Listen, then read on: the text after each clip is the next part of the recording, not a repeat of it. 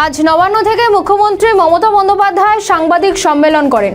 তাকে এসআইআর এর নাম বাদ যাওয়া নিয়ে প্রশ্ন করা হলে তিনি বলেন, আমরা জানি না নাম বাদ দিয়ে দেওয়া হচ্ছে, কোনো তথ্য নেই আমাদের কাছে। ভবানীপুরে প্রায় 40,000 নাম বাদ দিয়ে দেওয়া হয়েছে বলেও জানান তিনি। পাশাপাশি ভ্যানিশ কমিশন বসে বসে মানুষের অধিকার ভ্যানিশ করছে বলেও মন্তব্য করেন তৃণমূল সুপ্রিমো। আরও কি বলেছেন শুনুন।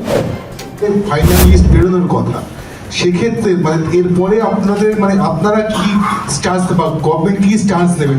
আপনারা তো এইভাবে যেভাবে নাম বাতিল হচ্ছে আর কি, যেটা আপনি অভিযোগ করছেন, তাতে এই লিস্টের ওপর কি আপনাদের সহমত থাকবে, নাকি এখানে আপনারা আরো ফার্দার কোনো? আমরা তো জানি না আদৌ কি হচ্ছে না হচ্ছে। এভরিবডি ইজ ইন ডার্ক, সবাই অন্ধকারে আছে। আমরা ইভেন আমি শুনেছি আমার ভবানীপুরে মাত্র 2,06,000 ভোট ছিল, সেখান থেকে 40,000 ভোট বাদ দিয়ে দিয়েছে, উধাও হয়ে গেছে। Can you imagine a small constituency? সেই জন্যই দিদি একটু জানতে চাওয়া যে এই 28 তারিখে তো লিস্ট বার হবে। আপনি কি করে ইনফরমেশন পাবেন? ইনফরমেশন দিচ্ছে না, লুকিয়ে রেখে দিয়েছে। হাইড অ্যান্ড সিক চলছে, আর এআই চলছে। এআই তো যখন তখন যার কোনো নকল করতে পারে, যার কোনো চেহারা নকল করতে পারে, ইচ্ছা মতো বাংলার ভোট কেটে দিয়ে অন্য জায়গায় ভোটার তুলতে পারে।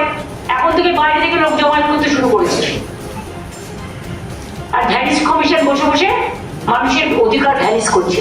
এই করতে করতে দেখবেন গণতান্ত্রিক অধিকার ভ্যানিশ হলে ভ্যানিশ বাবুরা, সেই জন্যই তো আমি ইন্ডিভিজুয়াল কাউকে বলছি না, ভ্যানিশ চেয়ারটা ফিনিশ হয়ে যায়।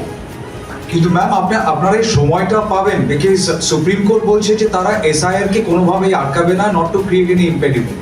এবার আমরা তো আটকাতে বলিনি, না আমরা আটকাতে বলিনি, আমরা বলেছি কেন ইলেকশনের আগে 3 মাস আগে।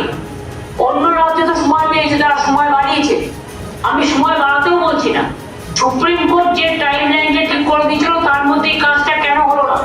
আমাদের দিক থেকে তো কোনো নন কোঅপারেশন হয়নি। সুপ্রিম কোর্ট তো বলেছিল মাইক্রো আদালত শুধু অ্যাসিস্ট করবে। আমাদের ভিডিও ভালো লাগলে লাইক ও শেয়ার করুন, কমেন্ট সেকশনে আপনাদের মতামত জানান।